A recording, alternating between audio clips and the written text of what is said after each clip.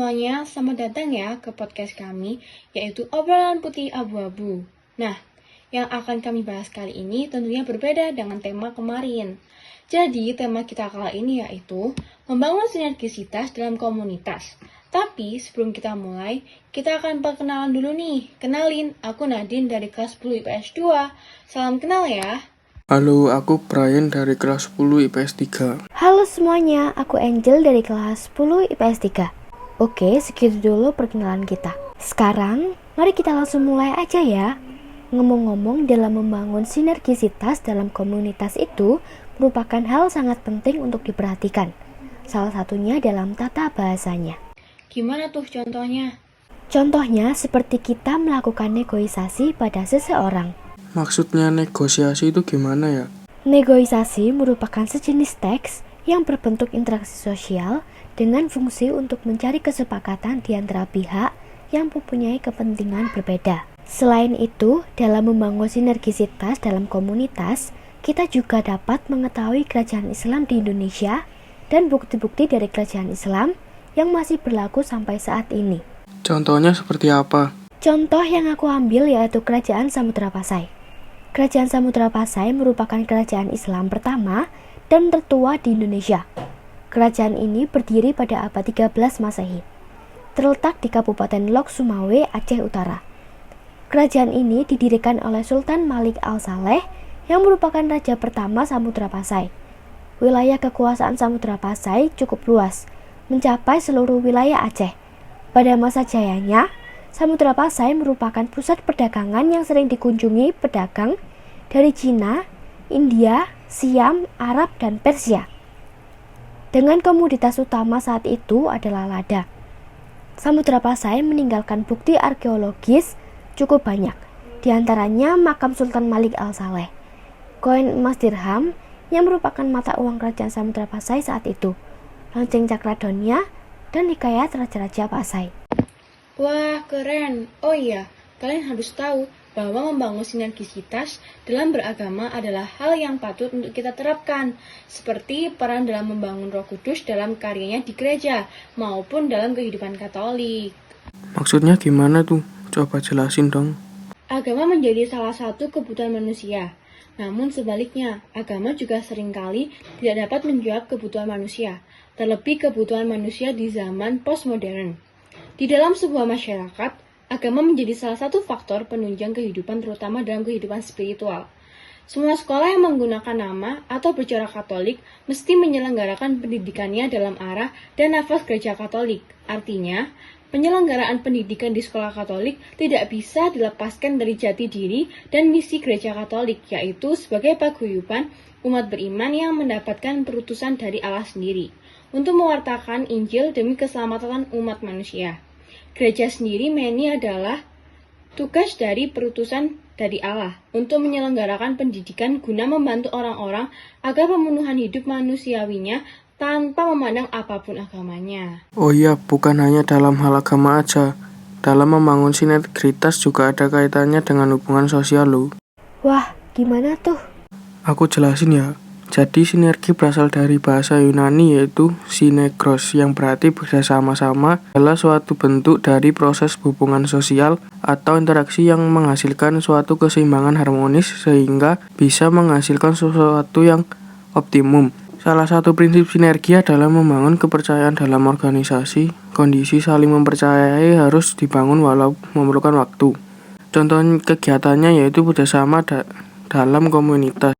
Dalam sastra Inggris pun kita juga bisa belajar cara mengenai membangun sinergisitas dalam komunitas atau organisasi loh. How to do it? One of the principles of synergy is to build trust within the organization. Conditions of mutual trust must be built even though it takes time. This is important because trust is something that can change something or realize the dynamics towards the expected change.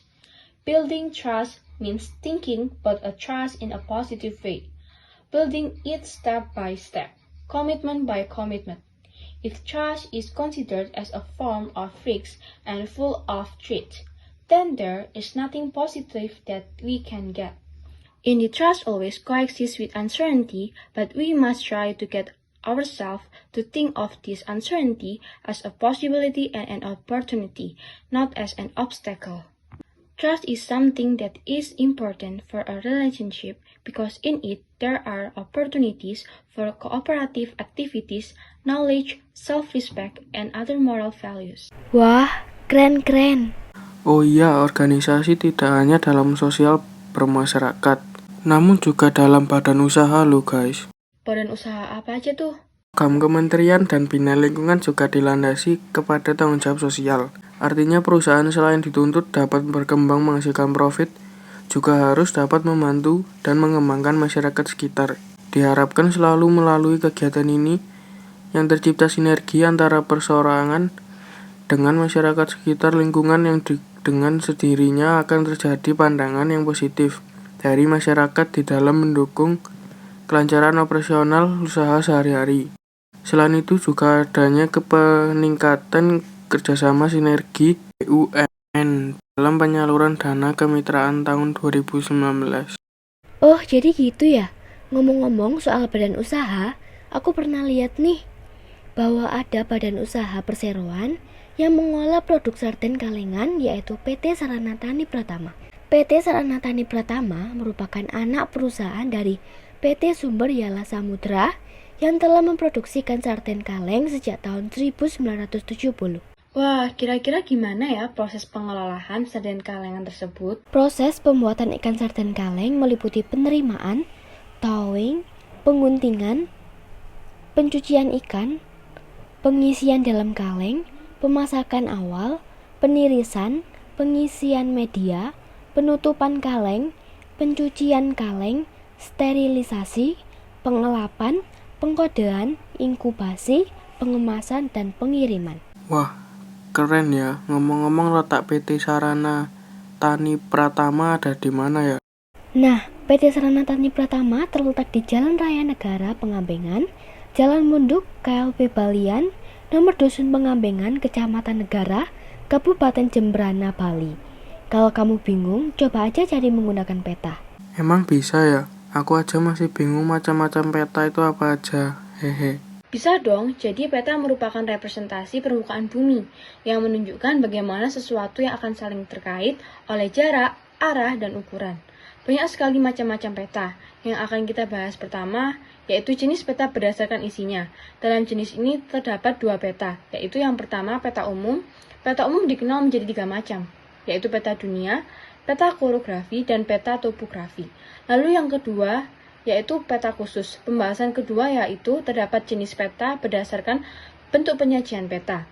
Di antaranya yaitu peta foto, peta garis, dan peta digital.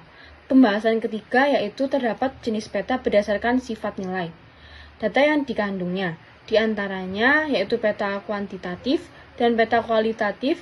Lalu pembahasan keempat yaitu terdapat jenis peta berdasarkan sifat datanya. Di antaranya yaitu peta stasioner dan peta dinamis. Lalu jenis terakhir yaitu jenis peta berdasarkan sumber data. Di antaranya yaitu peta dasar dan peta turunan. Wah, keren-keren. Sekarang aku jadi paham nih, hehe.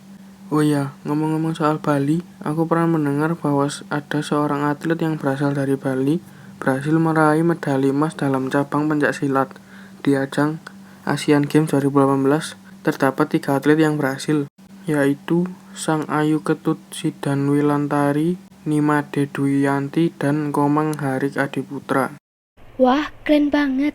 Oh iya, bicara tentang pencaksilat, emang kamu tahu apa aja teknik dasar yang terdapat dalam pencaksilat? Tentu saja dong. Jadi teknik dasar dalam pencaksilat antara lain yaitu kuda-kuda, sikap pasang, pola langkah, arah, cara melangkah, dan yang terakhir yaitu tangkis. Wah, keren-keren. Jadi gimana? Kalian pasti paham kan sama apa yang kita jelasin tadi? Nah, sekarang giliran kami mau pamit nih.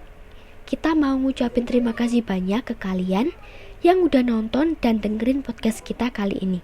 Semoga apa yang kita omongin ke kalian bisa bermanfaat bagi kalian ya.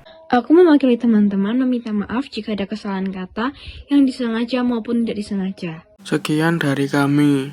Terima kasih ya guys. Jangan lupa untuk like, comment, subscribe, dan share ya. Sampai jumpa di tema selanjutnya. Bye-bye.